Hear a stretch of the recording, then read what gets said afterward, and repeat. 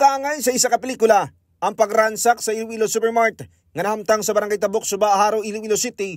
Bangod ang mga kawatan, nag-agi pa sa drainage sa gudya makasulod sa establishmento. Alas 8 sa nga Agosto 27, sang nabato ng Police Major Eduardo Chacon Jr., ang hepe sa Police Station 9, ang impormasyon sa insidente. Base sa ila investigasyon, sa ginabanta isa kagatos ng metro sa drainage, nag-agi ang ginabanta 3 ka mga suspect. Pag-abot sa drainage, ganagatubang sa daan ng entrance ang establishmento.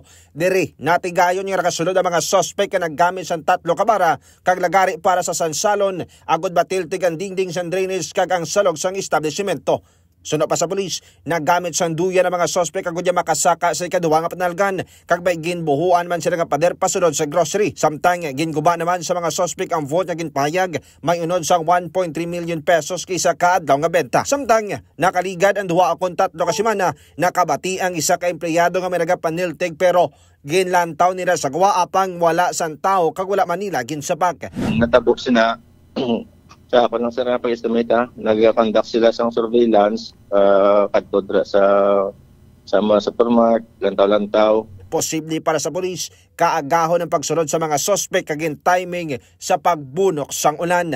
Pahayag pa niya, mga pangayaw ang mga sospek kag hindi taga Iloilo City, samtang maanggid man ang inagyan sa mga sospek sa termite gang. Mga ka-K5, matapos at ang minasobra isa ka metros nga pagkubkob sa mga suspetsado, kahit hindi sa nag-agi, nagtiltig sa atubang diri sang daan nga gate sa nasambit establishmento, kanag tiltig man diri sa salog, ang kunya makasulod diri sa establishmento. Matapos sila mga K5, bangod nga ti abandonado na ini, kag wala sang hagdan, nagdala ang mga suspetsado sang duyan, agud niya makasaka sa ikaduwa nga panalgan.